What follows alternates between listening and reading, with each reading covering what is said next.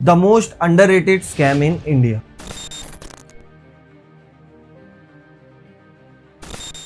ये है गुड़गांव और उसके अंदर के कुछ लग्जरी अपार्टमेंट। अब ये अपार्टमेंट की कीमत गुरुग्राम में करोड़ों की है, लेकिन इसके बाहर के नज़ारे तो कुछ और ही दिखाते हैं, जहां हर तरफ सिर्फ पानी ही है। अब ये एक्सपीरियंस मैंने खुद किया है, क्योंकि लास्ट 1.5 सालों से मैं खुद गुड़गांव में हूँ और यहाँ बारिश में कुछ ऐसा ही हाल होता है। अब क्वेश्चन ये है कि लोग करोड़ों के घर और अपार्टमेंट लेकर भी आज भी परेशान हैं, और ये तो बस अभी एक गुड़गांव की स्टोरी है। ऐसे न जाने कितने लोग ये रियल स्टेट स्कैम में फंस के अपने पैसे गंवा चुके हैं। और काफी मेट्रो सिटीज जैसी कि बेंगलोर, गुड़गांव, मुंबई, दिल्ली जैसी सिटीज में प्रॉपर्टी इतनी महंगी क्यों होती जा रही है, और कैसे लोग इस ट्रैप में फंसते जा रहे हैं और ओवर वैल्यूड प्रॉपर्टी लेते हैं और एट द एंड उसको कुछ फायदा भी नहीं मिलता है। अब ये एक ऐसा स्कैम है जिसके बारे में लोग बात भी नहीं करते। तो आज की इस वीडियो में डिटेल में हम यही जानेंगे कि कैसे लोग इस स्कैम में फंस रहे हैं और कैसे बिल्डर्स मिलकर हमें इस ट्रैप में फंसाते जा रहे हैं।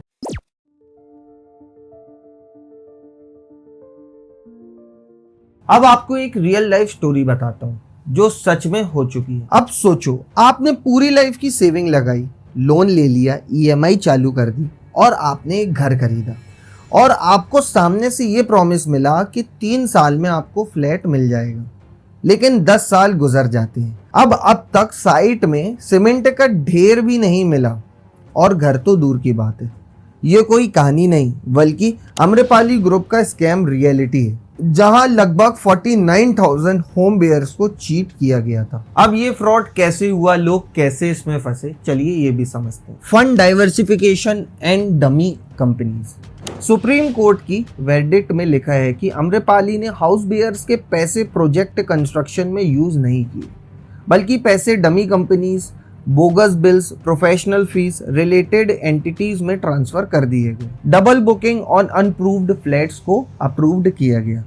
बिल्डर्स ने फ्लैट जिसे मास्टर प्लान ने इंक्लूड नहीं था उनकी बुकिंग की। सेम फ्लैट का मल्टीपल बायर्स ने एडवांस पेमेंट भी दिया, और कोर्ट ने वोट किया कि नोएडा और ग्रेटर नोएडा अथॉरिटीज के डिफॉल्टिंग बिल्डर को लैंड अलॉटमेंट कंटिन्यू किया जाएगा, जबकि ड्यूज क्लियर भी नहीं थे।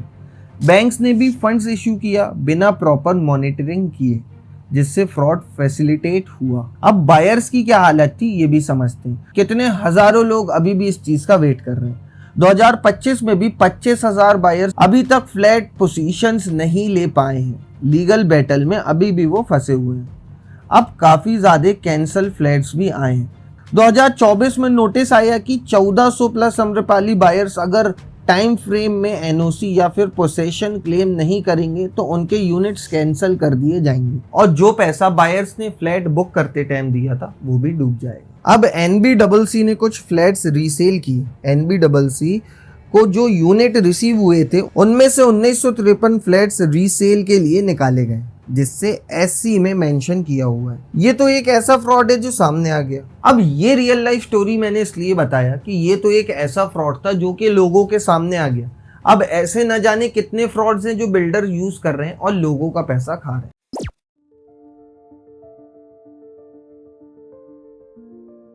अब अक्सर आपने सुना होगा कि गुड़गांव, दिल्ली, मुंबई, पुणे या फिर बेंगलोर जैसी सिटीज में हमेशा प्रॉपर्टी के दाम हाई रहते हैं। जहां पे मुंबई में अगर आप छोटी सी जगह लेने भी जाओगे तो आपको करोड़ों रुपए देना पड़ेगा। बट कभी इसके पीछे का रीजन जाना है? चलिए आज समझते हैं कि इसके पीछे के क्या रीजन। सबसे पहले rapid prices search and benchmark reset होता है। बेंगलोर में लास्ट 5 सालों में प्रॉपर्टी प्राइजेस 79% तक बढ़े।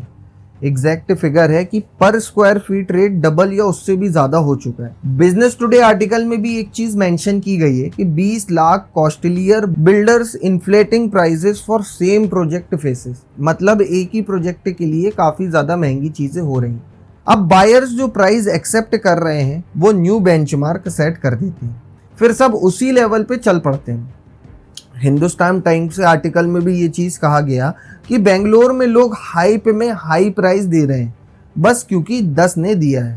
मतलब अगर आज मैं एक प्रॉपर्टी की प्राइस 1 लाख रुपए रखूं और मेरे जैसा कोई एक बिल्डर है वही सेम प्रॉपर्टी की प्राइस अगर वो 2 लाख रुपए रख देता है तो लोग बिना कुछ क्वेश्चन किए वो प्रॉपर्टी के प्राइस को ही बेंचमार्क समझकर उन्हीं प्राइसेस में खरीदना स्टार्ट कर देने, और ज़्यादातर लोगों को देखकर और भी ज़्यादा लोग इन्फ्लुएंस हो रहे हैं, जिससे एक हाइप बन रही है और जो प्राइजेस हैं जो नहीं बढ़ना चाहिए वो ऑटोमेटिकली बढ़ रहे हैं। अब सिंपली समझाता हूँ, अगर एक बिल्डर का एरिया में 10,000 रुपये पर स्क्वायर फीट पे फ्लैट्स बेचे हैं और दूसरा बिल्डर सेम चीज़ को 11,000 या फिर 12,000 पे बेचना शुरू कर देगा, तो कंपैरिजन और ईगो प्ले काफ़ी ज़्यादा होता है और लोग बिना कुछ क्वेश्चंस किए उसी चीज़ को लेते हैं। Number 2 reason, regulatory and construction constraint. अब construction regulations, floor area ratio यानी कि FAR, setbacks, mandated open spaces, ये सब रूल्स डायरेक्ट बिल्डर की फ्रीडम को रिस्ट्रिक्ट करते हैं। ये एक्स्ट्रा कॉस्ट बन जाता है जिससे फाइनल बेयर पे जाता है, मतलब जो भी प्राइजेस रहता है उसको भरना बेयर को ही पड़ता है। इन्वेस्टमेंट बैंकर सार्थक आहूजा ने भी कहा कि restrictive construction regulations, market manipulations और ये सब चीज़ें डेवलपर्स और अनअकाउंटेड वेल्थ प्रॉपर्टी प्राइजेस को काफ़ी ज़्यादा पुश करते हैं। Stamp duty, registrations, guidance value hikes भी बर्डन काफ़ी ज़्यादा बढ़ा देते हैं। बेंगलोर में स्टैम्प ड्यूटी रिवीजन्स ने कॉस्ट एस्केलेट कर दी है। अब ये सब के अलावा इनकी कई डर्टी स्ट्रेटेजी भी होती है, जैसे नंबर 1 डर्टी स्ट्रेटेजी वो है fake sold out, FOMO supply restrictions. Bangalore में एक इनसाइडर ने क्लेम किया है कि फेक सोल्ड आउट्स शो किए जाते हैं। बिल्डर्स दिखाते हैं कि यूनिट लेफ्ट ओनली 2 से 3 जब बहुत सारे फ्लैट्स अवेलेबल होती है। इससे बायर्स जल्दी डिसीजन लेते हैं, फोमो क्रिएट होता है और फोमो क्रिएट होने की वजह से प्राइजेस हाई जाते हैं। बिल्डर्स इंटेंशनली उस सप्लाई को भी रोक देते हैं, कुछ फेसेस डिले कर देते हैं जिससे स्कैरसिटी लगती है और प्राइजेस हाइक जस्टिफाई हो जाता है। उस इनसाइडर पोस्ट में मेंशन है कि construction linked and time linked payment plans fund early secure करने, कंस्ट्रक्शंस डिले करते हैं, स्लो करते हैं, मतलब अपने प्राइजेस को ऊपर बढ़ाने के लिए अपने फ्लैट का, अपने बिल्डिंग का कंस्ट्रक्शंस रोक देते हैं ताकि इसका एक हाइप बने और हाइप बनने की वजह से ऑटोमेटिकली वो प्राइस ज्यादा ऊपर तक जाए। कई बार तो बिल्डर्स ये भी करते हैं कि अपने प्रोजेक्ट्स को पूरा भी नहीं करते और ये फोमो फैला देते हैं कि पहले से ही वो बिना प्रोजेक्ट हुए बिना लोगों ने अपना घर उस पर बुक कर लिया, जो कि असलियत में ऐसा बिल्कुल भी नहीं होता। ये सिर्फ एक फोमो स्ट्रेटेजी, एक डर्टी स्ट्रेटेजी है जो बिल्डर्स इस्तेमाल करते हैं। तीसरा रीजन है high demand from NRIs investors cash money. Bangalore में एनआरआई यानी कि नॉन रेसिडेंट्स इंडियंस का डिमांड प्रॉपर्टी को इन्फ्लेट कर रहा है। डिमांड प्रीमियम एरियाज में हाई है और फुल्ली पेड कैश बियर्स होते हैं जो बिल्डर्स को कॉन्फिडेंस देते हैं क्वाइट ज्यादा करने के लिए। अब रियल स्टेट में अनअकाउंटेड ब्लैक मनी का फ्लो एक सीक्रेट फ्यूल है। बिल्डर्स लार्ज पेमेंट एक्सेप्ट कर लेता है कैश में, बिनामी नेम्स के जरिए, जिससे कॉस्ट स्ट्रक्चर और मार्जिन्स अनफेयरली हाई हो जाते हैं। चौथा रीजन है market manipulation and builder bank nexus. SC and NCR region में 22 केसेस अलाउ किए जाते हैं CBI को फाइल करने against builder and bank nexus के लिए, जहां EMI बायर्स से लिया जाता है और अनडिलीवर्ड फ्लैट्स किए जाते हैं। ET वेल्थ आर्टिकल में बताया है कि builders bank nexus scams under subventions schemes, जहां पेमेंट डेफर्ड है, बिल्डर्स बोला नो EMI टिल पोसेशन, लेकिन उसके बाद भी बायर्स को EMI पे करने पर फोर्स करा जाता है। फिफ्थ रीजन है infrastructure and peripheral cost. Metro areas में इंफ्रास्ट्रक्चर डिमांड बहुत ज़्यादा होता है। Road, power, water, sewage, metro rail connectivity, ये कॉस्ट बिल्डर्स को एक्सपेंस में डालती है। अब ये सभी कॉस्ट का पैसा किसी को तो कवर करना पड़ेगा, तो बिल्डर्स क्यों ही करेंगे, तो ये सभी के कॉस्ट का जो पैसा रहता है वो बायर्स पे डाल देते हैं। मतलब जो लोग प्रॉपर्टी लेते हैं ये सब चीज़ों का पैसा भी वही देंगे, जिसकी वजह से ये छोटी छोटी चीज़ों की वजह से भी मेट्रो सिटीज़ में अक्सर आपको प्रॉपर्टी के प्राइजेस काफ़ी ज़्यादा हाई मिलेंगे।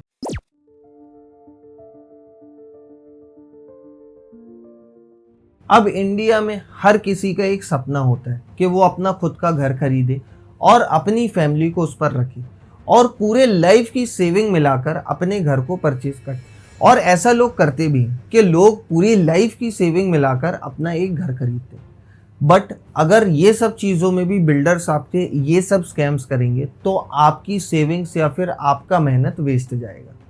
तो इसलिए स्टेप बाय स्टेप समझते हैं कि इसको ओवरपास कैसे करें और कैसे हम ये सभी फ्रॉड से बच सके। सबसे पहला ऑप्शन है रीरा वेरिफिकेशन।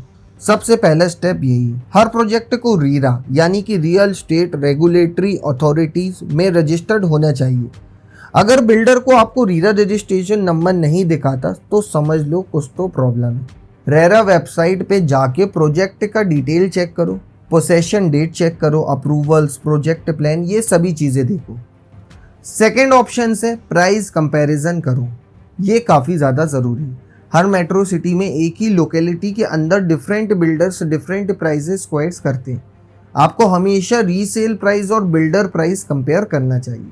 अब इसका रूल क्या है, अगर रीसेल मार्केट का प्राइस बिल्डर के नए फ्लैट से कम है तो बिल्डर हाइप क्रिएट कर रहा है। एग्जाम्पल से समझना, अगर रीसेल मार्केट का प्राइस बिल्डर के नए फ्लैट से कम है तो ये समझ लो कि बिल्डर एक फेक हाइप क्रिएट कर रहा है। थर्ड स्टेप है फेक सोल्ड आउट फोमोस से बचना। कई बार बिल्डर्स बोलते हैं कि सिर्फ 2 फ्लैट बचे हैं या 90% सोल्ड हो गए हैं, जबकि असल में फ्लैट बहुत अवेलेबल होते हैं। ये एक साइकोलॉजी ट्रिक है। कई बार बिल्डर्स बोलते हैं कि सिर्फ 2 फ्लैट बचे या फिर उनके प्रोजेक्ट के 90% फ्लैट ऑलरेडी बुक हो चुके हैं, बट रियलिटी में ऐसा होता नहीं है। असल में वो सारे फ्लैट बचे होते हैं या फिर ज़्यादातर फ्लैट बचे होते हैं और कुछ ही फ्लैट उसमें से बिके होते हैं। अब ये एक साइकोलॉजी सेल्स ट्रिक है जो वो आप पर इस्तेमाल करते हैं, इसलिए हमेशा इस चीज़ से बचना। कभी किसी के कहने पे ये मत मानना कि वो ऑलरेडी सोल्ड आउट हो चुका है। अलग अलग ब्रोकर से ये चीज़ वेरीफाई करो। अगर वो चीज़ सच में सोल्ड आउट हुई है तो फिर आप लो, अदरवाइज ऐसा मत करना। और ज़्यादातर टाइम में जितने भी बिल्डर्स हैं उनके प्रोजेक्ट ऐसे इतनी जल्दी सोल्ड आउट नहीं हो। चौथा स्टेप जो आपको करना है वो है builder bank in excess scam से बचना। कई प्रोजेक्ट में नो EMI टिल पोसेशन या सबवेंशन स्कीम होती है। मतलब बायर सोचता है कि अभी EMI नहीं देनी, पोसेशंस के बाद में देनी है, लेकिन बिल्डर्स और बैंक मिलके बायर से EMI पहले ही निकलवा लेते हैं और अगर प्रोजेक्ट डिले होता है तो बायर से डबल फंस जाता है। अब इसका भी क्या रूल है ये भी समझना। कभी भी सबवेंशन स्कीम पे ब्लाइंडली साइन मत करना। एग्रीमेंट को डिटेल में चेक करना काफ़ी ज़्यादा इंपॉर्टेंट है। पांचवा ऑप्शन है black money and NRI demand को समझो। मेट्रो सिटीज़ में एक बड़ा फैक्टर है NRI बायर्स और ब्लैक मनी का फ्लो। ये लोग कैश में डील करते हैं जिससे बिल्डर्स प्राइस इन्फ्लेट कर देते हैं। अगर आप सैलरीड मिडिल क्लास हो तो कभी भी फोमो में आकर इन्वेस्टमेंट के नाम पे एक्स्ट्रा हाई प्राइस मत लो। सिक्स्थ पॉइंट है रिव्यू करो एंड पास्ट प्रोजेक्ट्स को चेक करो। अब हर एक बिल्डर की एक हिस्ट्री होती है। अब किसी भी बिल्डर की हिस्ट्री पहले चेक करो उसके उस प्रोजेक्ट में या फिर उसके फ्लैट को खरीदने से पहले। अब अगर कोई बिल्डर का पास्ट प्रोजेक्ट अच्छा है तो समझ लो उसका ये फ्लैट भी या फिर ये प्रोजेक्ट भी ठीक होगा। बट अगर कोई बिल्डर का ऑलरेडी काफ़ी स्कैम्स से पहले से ही रिलेशन हो या फिर ऑलरेडी उसके पुराने प्रोजेक्ट काफ़ी डिले हो तो समझ लो वो बिल्डर ही फ्रॉड है। ऑनलाइन रिव्यूज़ चेक कर सकते हो, जैसे रेडिट देखो, housing.com में जाओ, मैजिक ब्रेक्स या फिर 99 एकर्स, ये सब चीज़ों में चेक कर सकते हो। सेवेंथ पॉइंट है लीगल डॉक्यूमेंटेशन वेरिफिकेशन। अब title deed, occupancy certificate, encumbrance certificate, land use approvals, सब डॉक्यूमेंट्स अच्छे से चेक करो। आप अपने लॉयर्स को हायर करो एक बार के लिए, वरना लाइफ सेविंग बर्बाद हो सकती है। कंक्लूजन क्या है, अगर बायर्स के स्कैम्स और आर्टिफिशियल प्राइसेस, इन्फ्लेशन ऐसे ही चलता रहा तो इंडिया का रियल एस्टेट एक बबल बन जाएगा। जैसे 2008 में US हाउसिंग मार्केट का क्रैश हुआ था, वैसे ही मेट्रो सिटीज़ में प्राइसेस इतने हाई हो जाएंगे कि मिडिल क्लास के लिए घर लेना ऑलमोस्ट इम्पॉसिबल हो जाएगा। डिमांड गिर जाएगी, अनसोल्ड इन्वेंट्री बढ़ेगी और इकोनॉमी पे भी काफ़ी ज़्यादा प्रेशर बढ़ेगा।